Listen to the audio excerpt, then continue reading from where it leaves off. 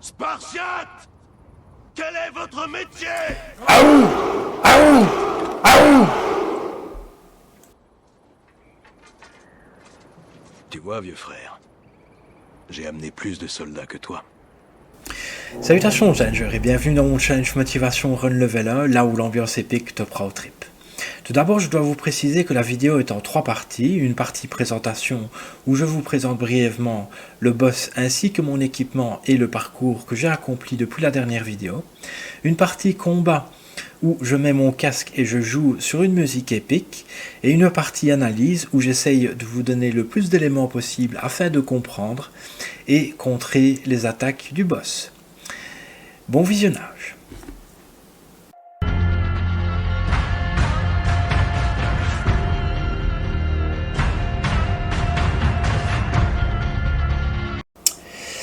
Voilà, je vais vous présenter Elémer du Roncier, un chevalier qui honore Malenia, comme on va pouvoir le voir en rentrant dans son arène. Son arène, en fait, c'est simplement une salle de banquet. Je la trouve très belle et je trouve que ça donne une ambiance vraiment classe. Quand on rentre, il ne nous regarde pas tout de suite, on voit qu'il est en train de regarder Malenia, son portrait, et qu'il la vénère en quelque sorte, en tout cas il l'admire. Ce n'est pas le plus difficile ni le plus important, mais il n'est pas pour autant facile. La plupart de ses coups, encore une fois, me tuent. Mais je le trouve très stylé dans ses mouvements. C'est un chevalier. Et je trouve ce type de combat plus intéressant que les gros monstres, même si les gros monstres sont très bien faits et très beaux également. Donc c'est plus par sympathie par rapport au combat que je vous le présente que par rapport à son importance. J'espère que vous apprécierez. Alors depuis la dernière fois, donc eh bien, on s'était séparé ici avec Astel. Après ça, j'ai été au plateau d'Altus. J'ai un peu parcouru et j'ai quand même réussi à récupérer un objet très intéressant et un moyen. J'ai pas l'impression qu'il soit vraiment efficace. J'ai eu un combat assez difficile avec l'assassin des couteaux noirs qui était tout simplement invisible. J'ai trouvé ça fort intéressant parce que ça demandait un peu de jugeote. Il fallait observer les flaques d'eau parce que heureusement il y avait de l'eau dans l'arène et il fallait voir les flaques d'eau qui bougeaient et en fait c'est pour ça qu'on pouvait repérer ses pas. Et il fallait utiliser une cendre de guerre, en tout cas celle que j'utilisais, de type souffle, qui faisait des dégâts de zone, comme j'avais utilisé, c'était la première cendre de guerre que j'avais utilisée avec les semi-humains, pour avoir un contrôle sur notre périmètre, et on peut le spammer. Donc dès qu'on voit qu'il se rapproche de nous, et il a tendance à quand même disparaître, et qu'on ne sait pas où il est, on spamme le piétinement orageux, en fait, et on va le déséquilibrer, et en le déséquilibrant, il apparaît et on peut l'enchaîner. Mais malgré tout, c'est très très délicat parce que il peut nous prendre, il nous prend souvent par derrière, il nous fait un backstab, et moi ça me tuait instantanément. J'ai trouvé le combat intéressant et il nous a apporté ceci. Dissimule le porteur aux yeux des ennemis éloignés lorsqu'il est accroupi. Donc apparemment je serai invisible comme lui lorsque je m'accroupis. Je serai invisible par rapport à des ennemis à distance, comme les archers et tout ça. Je l'ai testé et malheureusement je n'ai pas vu son efficacité, quoi. On me repère quand même, donc je sais pas trop. Peut-être que je l'ai mal utilisé, que j'ai pas bien compris dans quelles circonstances l'utiliser, mais ça reste utile, et pas si c'est vraiment efficace dans certains domaines. ça reste quand même utile et pas forcément fort. Voire, quoique, ça peut être quand même très fort pour backstab, mais c'est dans utilitaire. Par contre, j'ai récupéré ça, et là, c'est très très sympa. Augmente la puissance d'attaque quand vos PV sont au maximum. Et vous pouvez voir l'aura rouge qui, comme dans Dragon Ball, qui m'envahit le torse, le dessus. Et donc là, ben, ça me permet d'avoir 414 au lieu de 470 de dégâts. Pour les deux armes, évidemment. Donc c'est assez conséquent comme boost. Donc voilà les choses intéressantes. Équipement, donc épée large de glace plus 20, épée longue de glace plus 14, armure de samouraï sauve le torse, saut sacrifié de Radagon, talisman d'épée rituel justement, 8 doses de vie, j'en ai augmenté une, 3 doses de mana, fiole de salut miraculeux, perle de cristal opaline, pour avoir le bon petit bouclier qui absorbe la première compétence, et l'arme de cristal verte fissurée pour augmenter l'accélération de la récupération de l'endurance. Statut, niveau 1 bien sûr, 476 PV, 414 dégâts de l'arme droite et 334 dégâts de l'arme gauche. Comme d'habitude, je vous ferai un petit feedback après le combat en vous partageant mes observations et en vous proposant éventuellement des contres pour les attaques de LMR du Roncier. C'est parti pour la musique.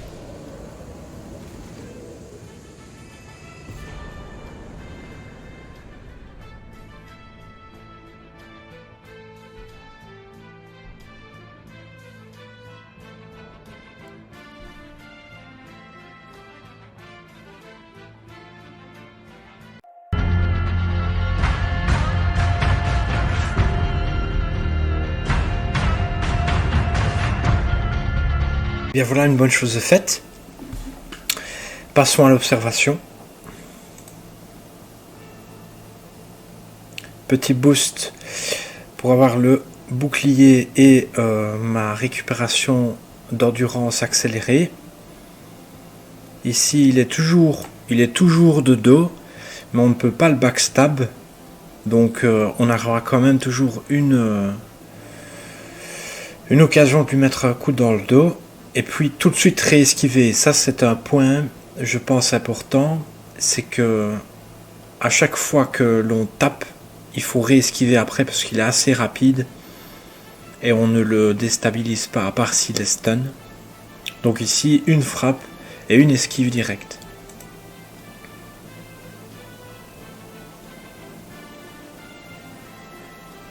Alors ça chope, le mieux, c'est d'être éloigné. Que de vouloir esquiver sur un côté ou sur de l'autre. Donc je recule et je vais faire une roulade vers l'arrière parce que son hitbox est assez large et il peut nous choper assez facilement si on reste... ouais, sa main est là et nous on est là, mais il va quand même nous choper en fait, malheureusement à ce niveau là. On voit que c'est une chope magique. Hein, il s'est entouré de magie et à mon avis c'est à cause de ça que ça élargit ça fait une zone de grab, de prise.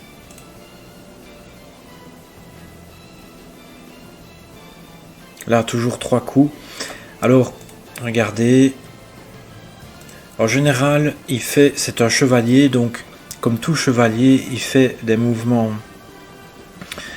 de chevalier, et c'est souvent, à part celle qu'on vient de voir, où ça varie un tout petit peu selon le type, mais ils ont toujours au moins un combo classique qui est 1, 2 circulaire et 3 estoc. Et après les stocks, normalement, c'est une ouverture.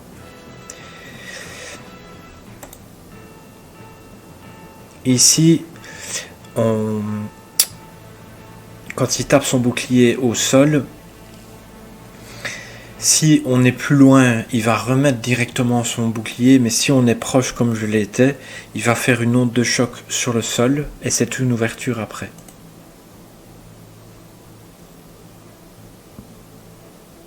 Voilà, la classique, 2 coups circulaires, 1 coup d'estoc, là on est prêt.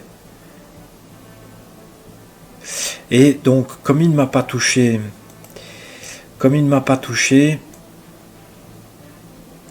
je vais revenir un poil. Comme il ne m'a pas touché, pardon, depuis le début du combat, vu qu'on le voit que j'ai toujours mon bouclier, j'ai réussi à le stun. C'est-à-dire que je lui ai fait assez de dégâts. Voilà, là je le stun. Je lui ai fait assez de dégâts sans qu'il me touche. Et surtout en contre-attaque. Toujours après une de ses attaques. Alors ici, vous voyez ma barre de vie, ma barre d'endurance au-dessus à gauche, en vert. Ça signifie que donc j'ai tous mes mouvements possibles. Alors il y en a beaucoup qui pourraient penser, et je l'ai souvent pensé, que quand on fait un stun, le mieux c'est de faire le coup critique qu'on nous propose, mais pas forcément.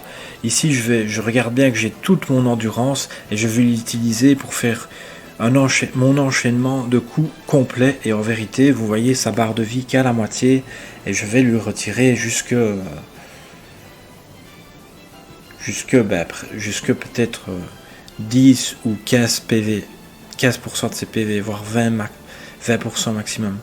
En tout cas, je vais lui faire beaucoup plus de dégâts en l'enchaînement classiquement que lui en faisant le coup critique. Et ça, c'est pour tous au fait. Le coup critique, je pense que ça devient intéressant si on a une arme critique, comme une rapière, comme une dague, où là on a un bonus. Mais sinon, je pense que... Et puis si on n'a pas beaucoup d'endurance aussi. Un coup critique, ça ne nous demande pas d'endurance, ça nous demande juste un petit coup avec notre arme droite. Et là on est sûr de faire plus de dégâts qu'un coup classique. Mais là, comme j'avais plein d'endurance, j'ai fait mon enchaînement complet.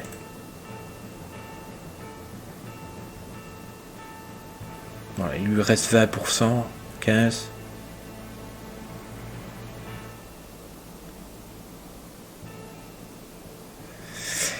À noter également, désolé, le micro a eu un petit souci, j'ai fait mon cri barbare.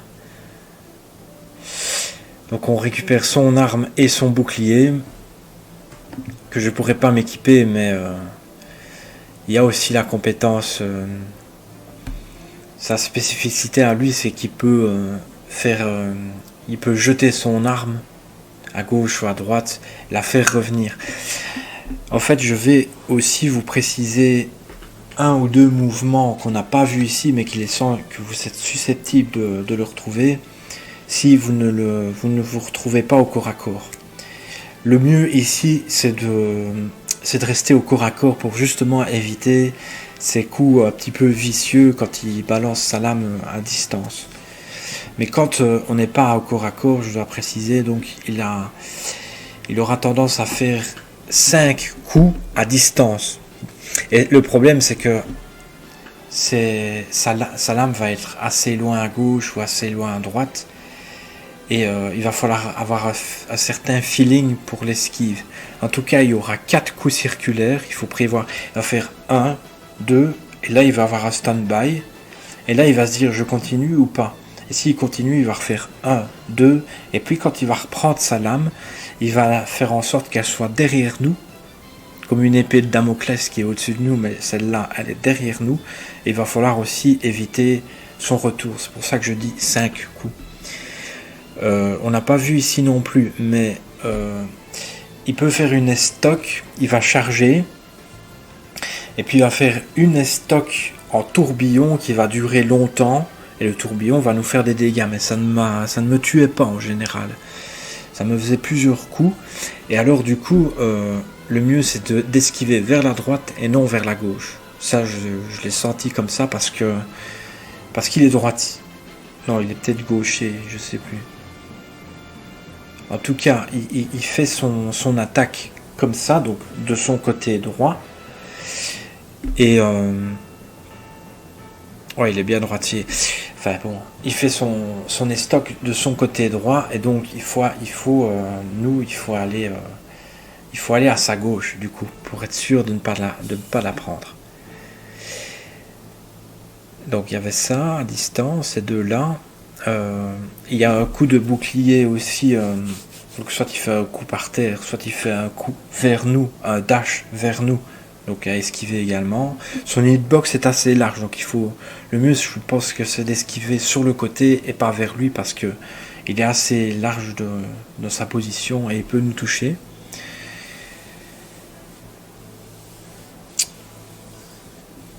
Voilà, je pense que c'est bon ainsi. Je vais vous faire un résumé vite fait. C'est un combat assez rapide. Enfin, comme vous l'avez vu, il peut être assez rapide, mais il m'a fallu quand même 30 essais, quoi, parce que il y a surtout un point important. Je vais le préciser plus tard. Donc en tout cas, au niveau des esquives, donc à distance, il faut prévoir les 5 coups. Quand il fait 2 coups déjà à distance, il faut en prévoir 3 en plus, 2 circulaires et un retour. Quand il fait son e-stock, c'est un tourbillon qui s'enchaîne, il faut virer à droite. C'est un chevalier, donc il aura tendance à faire des mouvements de chevalier, et ça va s'appliquer aussi au chevalier du Creuset ou au chevalier d'élite qu'on peut croiser de Leyndell, qu'on peut croiser de temps en temps, qui est 1, 2 et S-stock. Ça c'est classique, et toujours une ouverture après. La chope. Pour la chope, le mieux c'est de prendre sa distance, d'esquiver vers l'arrière et non sur un côté ou de l'autre. Son hitbox peut nous prendre. Concernant les ouvertures, si vous avez une ou des armes rapides, après chaque grosse attaque ou chaque combo, c'est une ouverture. N'hésitez pas à lui mettre des coups, mais je pense que le mieux ça reste un coup et pas 2, parce qu'il reprend vite, il réenchaîne vite après. Donc, mais en tout cas, il y a moyen de lui placer à chaque fois un coup après chaque combo. Et enfin, pour être sûr justement de le taper, c'est rester près de lui, à la fois pour être sûr de le taper, et à la fois pour ne pas qu'il fasse ses attaques à distance qui, je trouve, sont plus dangereuses au fait. Voilà. C'est tout. J'espère que vous avez apprécié. N'hésitez pas à me laisser un commentaire pour toute question, remarque ou suggestion afin d'améliorer mon contenu. Merci de me suivre et à bientôt pour un nouveau défi.